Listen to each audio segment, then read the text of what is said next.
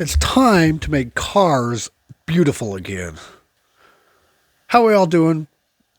Hope y'all are doing fantastic. Appreciate y'all. That's what we're going to talk about today is they need to make cars beautiful again. It's been a while, and I always go through say, man, they don't make cars like they used to, and they don't. They really don't make cars like they used to.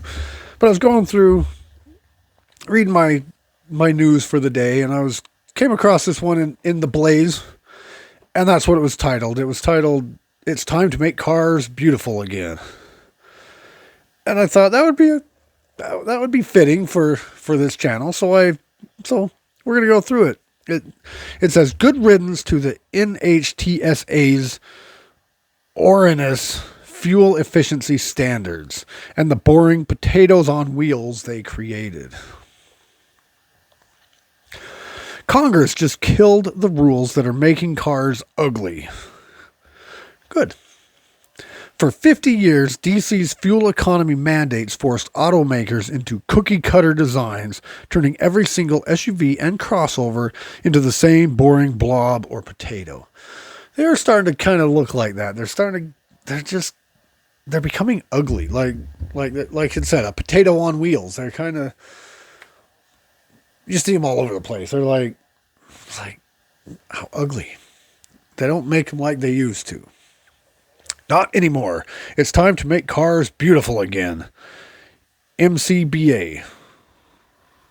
Okay, it doesn't exactly roll off the tongue like MAGA. No, make cars beautiful again. It doesn't really roll off the tongue like MAGA, and this isn't supposed to be a political channel, but yeah, it doesn't make cars beautiful again. I think it was kind of supposed to kind of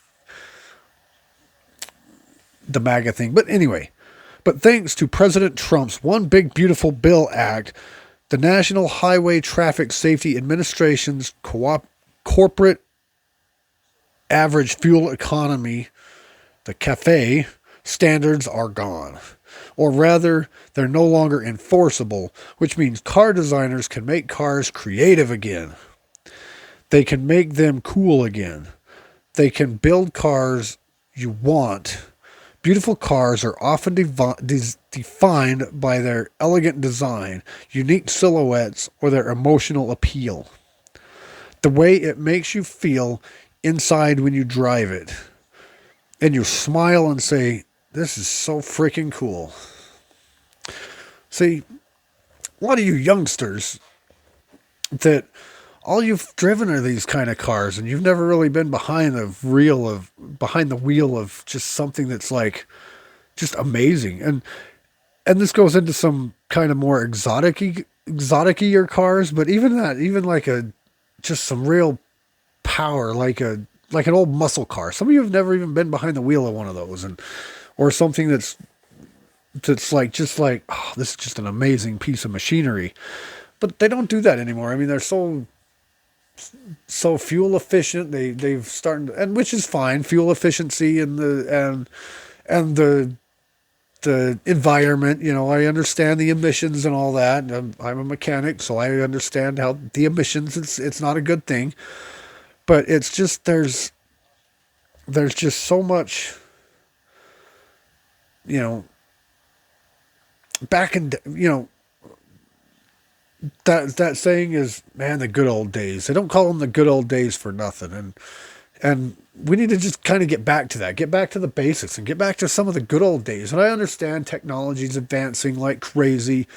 There's nothing really anybody's going to do to stop it. It's just going and going, but they can still bring that old car, that old elegant car back to it and still be as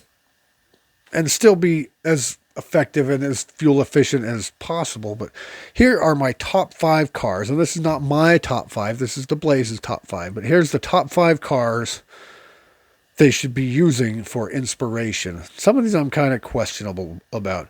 Number 1, the Mercedes-Benz SL Gullwing. Now that's a beautiful car. Well, that's a nice car. The Mercedes-Benz SL Gullwing, some of the most beautiful cars ever built, started with Mercedes SL Gullwing. Its spectacular vehicle style. It's a spectacular vehicle with style to spare. It was produced from 1954 to 1957, and of course, is known for its gold wing doors, and that's what it's known for, is those doors that it has. And like I said, beautiful machine. The Aston Martin DB5. This UK speedster is all about beauty. James Bond made it famous, but even without 007, its elegant proportions, flowing lines, and the distinctive curves give it a license to thrill, setting high standards for automotive aesthetics. It's a reminder of a lost age of sophistication and luxury in car design. See, my list would be a little different. Maybe I'll do another video on my top 5 cars of... But the Ferrari 250 GT California Spider. Oh, another beautiful car. Another beautiful machine. This Ferrari's beautiful design is the brainchild of the legendary Sergio Spaghetti. Scagletti. But you may associate more with a certain trio of truant teens from the 80s cinema classic. That's right, this is the car that Ferris Bueller and his friends took for a joyride throughout Chicago in the movie that was a great showcase for the car, even when smashing it through a plate glass window. The Lamborghini Miura. This Marcello Candini engineered Lamborghini was the first high-performance production car to feature a rear mid-engine layout, which has since become the standard in sports car design. Very influential and gorgeous to boot. The Tabot Lago T150 CSS Teardrop Coupe. Now this is one that I'm not so sure about necessarily. It's if you like it, you like it. If you don't, you don't. That's kind of the thing on this one. But long before we worried about emissions, coach builders were creating masterpieces of automotive design. The one that really melts my heart is the 1937 Telbo Lago T150 CSS Teardrop Coupe, which is just sold to a collector, for $13.4 million, making it the most valuable French car ever sold at an auction. A true piece of art. Yeah, they're valuable cars, but kind of ugly.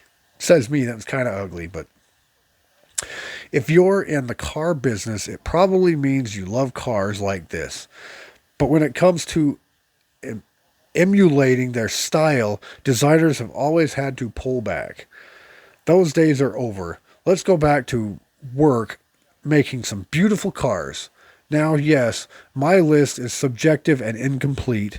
There are many other inspiring vehicles, including the Porsche 911, Rolls-Royce Boat Tail, the Bugatti Chiron, the Jaguar E-Type, and of course, the Ford Mustang. What are your favorites? Put them in the comments below. Yeah, what are your favorite cars? Let's comment on these things. What's your favorite car? Let's see what we got as far as, and it could be for whatever reason. If it's a sports car, a luxury car, just something that you like, can look back and say, man, that's got to be one of my favorite cars to exist. And mine probably is, I don't know, I've always been a Corvette guy for some reason. Not saying it's the best car, the most fancy car, but I really love that 59 Corvette. Beautiful, beautiful piece of machinery. I have a little die-cast car of it right here, man. I mean, that's just a beautiful piece of work right there. It's just a little car, a little die-cast I keep around, but that's probably one of my favorites of all times. The 59. It's a 59. Yeah, 59. That's one of my favorites of all times, is the 59 Corvette. I've always just been a Corvette guy. But that would be in my top 5 of all time favorite car list. But anyway, let's have a conversation. What's your favorite car as far as just whatever? Just like, if I could have any car in the entire world for whatever reason, what would it be? Let's leave a comment. Let me know. Anyway, that's the video for today. Appreciate y'all. Well, if you do the YouTube stuff, there's links below to my other channels and to my eBay store. I'm doing some eBay stuff. I'm starting to kind of liquidate some of my tools and some of my old stuff that I've got laying around. I'm starting to kind of sell that stuff just to kind of downsize a little bit. I've accumulated a bunch of crap.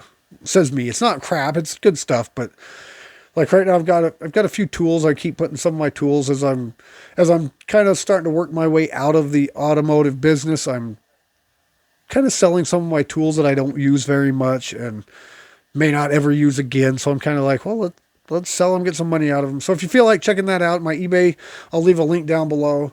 If you use the link, the code, I mean, it's not really a code, but if you buy something, you leave me an inbox message that just says YouTube, or I saw this on YouTube or something, I'll give you free shipping. So that'll help. It may not be a whole lot of a discount, but I'll give you some free shipping or something. So just, if you buy something from my eBay store, just hit down there YouTube and I'll give you that discount. I'll give you 5 or 10% off or free shipping, or let's just make it free shipping. I'll give you free shipping if you use YouTube down below. So anyway, or not down below, inbox me. Just send me a message, say, hey, I saw this on YouTube. So, and just, that's all you got to say. And then all right, cool. And then I'll hook you up with free shipping. Anyway, appreciate y'all. Love you. See you in the next one.